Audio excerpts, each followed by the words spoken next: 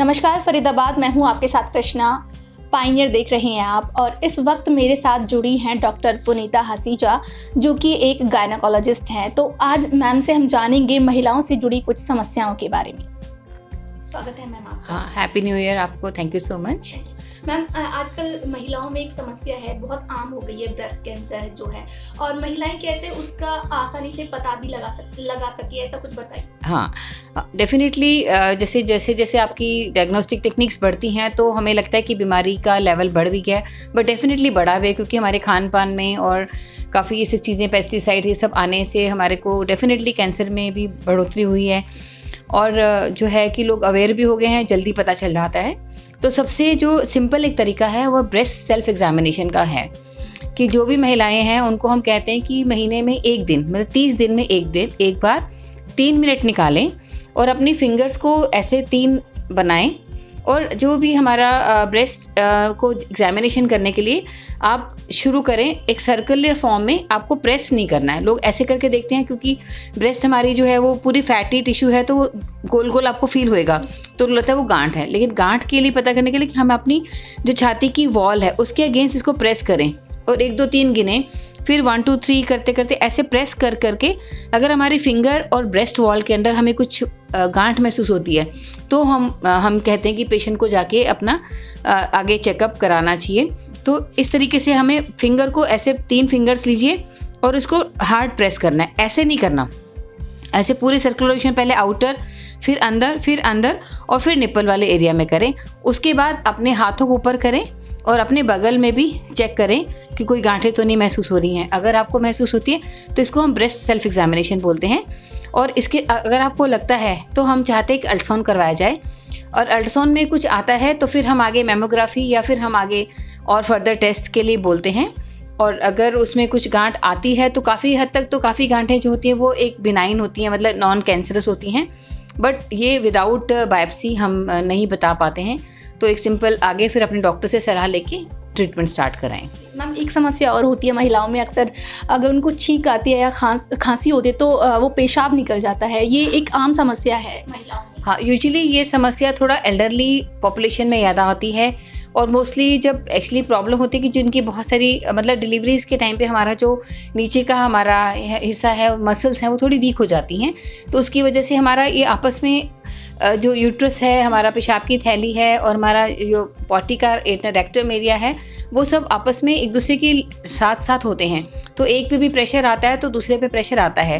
तो during deliveries के क्या होता है कि पेशेंट्स जैसे मतलब बाद में ध्यान नहीं रखते हैं, अपनी मसल्स को, पेरिनियल एक्सरसाइजेस नहीं करते हैं और अपने बैठने उठने का तरीका ठीक से नहीं रखते हैं, और थोड़ा सा ये टॉयलेट जो इंडियन टॉयलेट हम यूज़ करते हैं उस वजह से हमारे इस एरिया में थोड़ी सी प्रॉब्लम हो जाती है। तो ये भी ठीक हो जाता है, बट हम एक प्रॉपरली अपनी एक्सरसाइज करें। पेरिनियल एक्सरसाइजेस होती हैं, जहाँ पे भी आपकी डिलीवरी होती है वो डॉक्टर समझाते हैं आपको, और उन एक्सरसाइज को अगर आप करके अपने उस एरिया को टाइट रखते हैं तो ये हमारे को ये प्रॉब्लम थोड़ी कम हो जाती है। मतलब ब्लैडर के लिए भी, और ब्लैडर कंट्रोल करने की भी एक्सरसाइजेस होती हैं। बट अगर एक आधी बार हमारा प्रेशर बढ़े तो आ जाए वो चलता है, बट अगर आपको बार बार ये प्रॉब्लम हो रही है तो हमें किसी भी अच्छे गायनेकोलॉजिस्ट या यूरोलॉजिस्ट जो इसके स्पेशलिस्ट डॉक्टर हैं उनको दिखाएं, तो आपका प्रेशर मॉनिटरिंग करके और आपको किस लेवल पे प्रॉब्लम है। कई बार तो सिंपल लोकल एप्लीकेशन से ये प्रॉब्लम्स हमारी सॉल्व हो जाती हैं, बट कुछ केसेस में हमें आगे फर्दर इसके लिए थोड़ा सा ट्रीटमेंट, सर्जिकल ट्रीटमेंट भी करना पड़ जाता है। तो बेसिकली अपने आप को एक्सरसाइज करें और उस एरिया को टाइटनेस वाली जो एक्सरसाइज वो अपना करें, पेरिनियल एक्सरसाइजेस को बोलते हैं हमें। जी हाँ मैम, अक्सर बहुत सारी लड़कियां होती हैं, महिलाएं होती है, उनके जो पीरियड्स आते हैं वो लेट हो जाते हैं, और कभी कभी तो कुछ लोगों को देखा है कि 3 4 महीने तक पीरियड्स आते ही नहीं है। तो वो क्या चीज़ होती है कि ये प्रॉब्लम? ये प्रॉब्लम जो है ये थोड़ा इस जनरेशन की प्रॉब्लम हम ज़्यादा कहते हैं, क्योंकि ये जनरेशन में हमने देखा है कि बच्चे पूरा टाइम बैठे रहते हैं, ऑनलाइन वर्क ज़्यादा है या सिटिंग जॉब ज़्यादा है, वेट बहुत ज़्यादा गेन कर लेते हैं, और खाने की भी अवेलेबिलिटी जो है वो फास्ट फूड है। तो ये जो वेट गेन हमारा हो जाता है, बेसिकली पॉलीसिस्टिक ओवेरियन डिजीज़ बोलो या PCOS या सिंड्रोम बोलो, वो बेसिकली वो प्रॉब्लम होता है। और ऐसा नहीं कि मोटे लोगों को ये प्रॉब्लम होती है, पतले जो बहुत ज़ीरो साइज़ में रहना चाहते हैं उनको भी प्रॉब्लम होती है, क्योंकि हमारी बॉडी जो भगवान जी ने बनाई है उसमें कुछ अमाउंट ऑफ फैट, एक पर्टिकुलर अमाउंट ऑफ चीज़ें चाहिए जो ये हमारे हार्मोन्स को रेगुलेट करते हैं। तो अगर हमारा वेट बहुत ज़्यादा है या वेट बहुत कम है तो ये प्रॉब्लम हमें आती है। तो पेशेंट को लगता है कि मेरा वेट बढ़ गया इसलिए मुझे पीरियड्स नहीं आ रहे हैं, बट होता उल्टा है कि वो पेशेंट ने जो उसके फैट सेल्स होते हैं वो उसकी बाकी हार्मोन्स को ब्लॉक कर देते हैं। तो इसके लिए अगर पेशेंट को पीरियड्स नहीं आ रहे हैं 18 ईयर्स तक, तो यूजुअली हम कहते हैं कि कोई बात नहीं, आप अपना वेट कंट्रोल कीजिए, डाइट कंट्रोल कीजिए।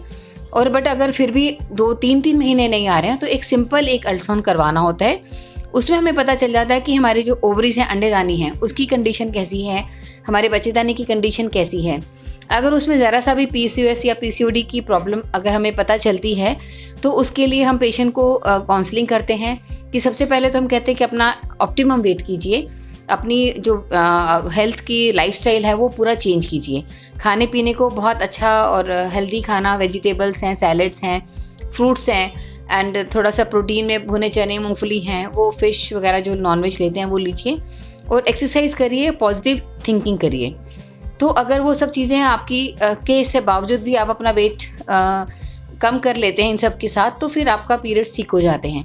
बट ये सब भी आप कर रहे हो फिर भी ठीक नहीं हो रहे हैं तो हमें अल्ट्रासाउंड कराना होता है। और पीरियड्स आने पे सेकेंड डे कुछ ब्लड टेस्ट करे जाते हैं कि अगर आपको कुछ हार्मोन्स की प्रॉब्लम है तो हार्मोनल थेरेपी दी जाती है। इसके साथ क्या होता है, पीरियड्स के ना आने की वजह से कई बार हमारी जो हार्मोन्स का लेवल है, जो मेल फीमेल हार्मोन्स के लेवल में बैलेंस नहीं बन पाता है, तो फीमेल्स को देखा कि फेस पे हेयर, लिप्स पे हेयर, चिन पे, चेस्ट पे, एब्डोमेन में मतलब हेयर ग्रोथ काफ़ी ज़्यादा हो जाती है, और आदत सिर पे हमारे बाल झड़ने शुरू हो जाते हैं। तो उसके लिए भी फिर हमें पूरा एंडोक्राइनोलॉजिस्ट वगैरह को पूरा दिखाना चाहिए और इसका पूरा इलाज कराना चाहिए। PCOS में जो एक खाली पीरियड्स की प्रॉब्लम नहीं है, हेयर की मैंने आपको बताई, अगर पेशेंट अपना PCOS का ध्यान नहीं रखते हैं तो उनको आगे चल के ब्लड प्रेशर और शुगर की प्रॉब्लम, जो डायबिटीज़ है, उसका होने का भी खतरा होता है, और लेटर ऑन मैरिज के बाद थोड़ा कंसीव होने में भी दिक्कत आती है। तो इसीलिए इस चीज़ को हम यही से कहना चाहेंगे बच्चों को कि अपना एज के रिलेटेड ऑप्टिमम वेट होना चाहिए। आपको 0 साइज़ में या ओवर साइज़ में जाने की ज़रूरत नहीं है। आप अपने निकालिए कि आपका जो बॉडी मास इंडेक्स है, आपकी हाइट वेट के हिसाब से वो ऑप्टिमम होना चाहिए। 1-आधा किलो इधर उधर चल सकता है, बट आप बहुत पतले और बहुत हेल्दी होंगे तो नेचुरली आपको प्रॉब्लम आएगी। तो एक समस्या और होती है कि पीरियड्स के दौरान ब्लीडिंग बहुत ज़्यादा होती है, इसका क्या कारण है, या कहाँ तक वो ठीक है, या फिर हाँ, वो एक्चुअली कुछ चीज़ें ऐसी होती हैं कि जो हार्मोनली होती हैं। अगर ब्लीडिंग आपको ज़्यादा हो रही है, मे बी आपको पूछना पड़ेगा अपनी मदर से, अपनी सिस्टर से कि उनको भी अगर ये प्रॉब्लम है, तो यूजली हम इसको बोलते हैं DUB के नाम से देते हैं कि थोड़ा पॉलीमेनोरिया हो गया या पॉलीमेनोरिया हो गया, तो थोड़ा सा ब्लीडिंग का, तो वो सिंपल नॉन हार्मोनल दवाई से ठीक हो जाता है। तो उसके लिए अगर कुछ नहीं करना हमारे को, बट अगर एक्सेस में हो रहा है तो डेफिनेटली उसके लिए भी फिर हमें हार्मोनल थेरेपी देना पड़ता है कि इम्बैलेंस होने की वजह से ये प्रॉब्लम्स होती हैं। हम महिलाओं के लिए और क्या कहना चाहेंगे कि इस बदलते दौर में लाइफस्टाइल हमारा चेंज हो चुका है, तो वो अपने आप को कैसे हेल्दी एंड फिट रख सकते हैं? हाँ, डेफिनेटली देखो, महिलाएं आजकल वर्किंग भी हैं, घर पे भी काम करती हैं, तो स्ट्रेस लेवल उनका काफ़ी ज़्यादा है। तो हमें एक तो स्ट्रेस नहीं लेना है, जो भी काम करना है हम उसको टाइम अगर मैनेजमेंट अगर प्रॉपर कर लेते हैं तो उस टाइम में, और अपने घर में अपने बच्चों को, अपने पार्टनर को, मतलब जो आपके हस्बैंड हैं, उनको भी अपने साथ इन्वॉल्व करने की कोशिश कीजिए। तो काम डिवाइड होता है तो नेचुरली आप पे स्ट्रेस कम होता है। तो कोशिश कीजिए कि आप अपने खाने पीने का बहुत ध्यान दें, क्योंकि लेडीज़ मोस्टली अपना खाना पीना नेग्लेक्ट कर देती हैं। तो उनको अपना खाना में अगर खुद हेल्दी रहेंगी तो फैमिली को भी हेल्दी रखेंगी। तो हेल्दी वेजिटेबल्स, ग्रीन वेजिटेबल्स हैं, सैलड्स हैं, स्प्राउट्स हैं, सारी दालें, जितने भी पल्सेस हमारे हैं, साबुत अनाज हैं, वो खाएं, बहुत ज़रूरी है।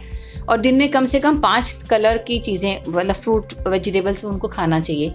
हर कलर से हमें एक अच्छा विटामिन मिलता है। तो जैसे सेब हो गया, फिर संतरा हो गया, उस फलों में गाजर होगी, मूली हो गई, है ना, हरी सब्जियाँ होंगी। तो आप ऐसे कलरफुल सी चीज़ें आप सैलेड बना के खाएं, और जहाँ तक हो सके कि कम पका हुआ खाना, मतलब ज़्यादा पका के उसकी न्यूट्रिशन वैल्यू ख़त्म ना करें। मैं अपने हर पेशेंट्स को भी समझाती हूँ कि हर कोई नॉनवेज नहीं खाता है, तो आप भुने चने हैं, भुनी मूंगफली है और गुड़ है, और उसमें थोड़े से चाहे बादाम डाल दीजिए कुछ, और गुड़ के छोटे टुकड़े डाल दीजिए। हर रोज़ 1 मुट्ठी ये आप खा सकते हो। या बॉयल्ड चने हैं, वो आप, जो सस्ता भी है और आप रेगुलर खा सकते हो। और एक्सरसाइज ज़रूर करिए, चाहे आधा-पौना घंटा अपने लिए मी टाइम जिसे कहते हैं वो ज़रूर रखिए। चाहे आप रात को सोने से पहले 1 घंटा सैर कर लें, बीच में कभी भी आप ऑफिस में है वहाँ पे अब हर 10-15 मिनट में अगर आपको टाइम मिलता है तो थोड़े से 50-60 कदम चल लें तो आपके वो एक्सरसाइज हो जाएगी। और सोना बहुत ज़रूरी है। अगर आपको दिन में नींद नहीं आती है तो कोशिश कीजिए, या आपको टाइम नहीं मिलता है तो आपको 8 घंटे की रात को नींद बहुत ज़रूरी करनी है। कोशिश कीजिए जल्दी सोएं और सुबह जल्दी उठें, और रात को जो है खाना थोड़ा लाइट रखें, और सोने से एकदम पहले मतलब आपको कम से कम 1-1.5 घंटा पहले आप कुछ खाना ना खाएं, तो आपको नींद भी अच्छी आएगी। और बाहर का खाना जो है वो अवॉइड करें, क्योंकि अगर आप खाएंगे तो आपके बच्चे भी आपको फॉलो करते हैं। तो आप कोशिश करें कि घर में जितना अच्छा खाना, जैसे अब लॉकडाउन में हमने देखा है कि शायद ही कोई ऐसा घर होगा जिन्होंने सारी चीज़ें नहीं बनाई होंगी। हर किसी ने यूट्यूब से देख देख के बहुत सारा अच्छा खाना बनाना सीख लिया। और बाहर के अब देखो 1 साल होने वाला है, हमें नहीं लगता हमने बाहर कभी ऐसा मतलब हाँ बच्चों को भी खिलाया है। तो अपना ध्यान रख सकते हैं हम लोग खुद भी।